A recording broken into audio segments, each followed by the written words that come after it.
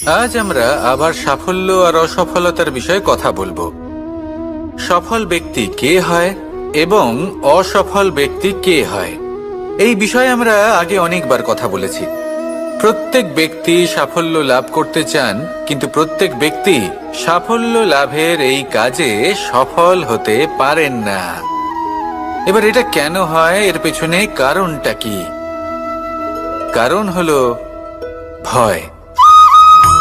সফল ব্যক্তি হলেন তিনি যিনি নিজের সিদ্ধান্ত দ্বারা এই সমস্ত সংসারকে বদলে দিয়ে থাকেন, এবং অসফল ব্যক্তি হলেন তিনি যিনি এই সংসারকে দেখে এর বিষয়ে ভেবে নিজের সিদ্ধান্ত বদলে ফেলেন। প্রয়োজন হলো নিজের লক্ষ্যের বিষয়ে ভেবে দেখার, পথের বিষয়ে ভেবে দেখার। একবার যদি আপনি পথ নির্বাচন করে থাকেন, সেই পথে অগ্রসর হতে থাকুন আর তাতে অটল থাকুন। সবসময় দৃঢ় প্রতিজ্ঞ হন।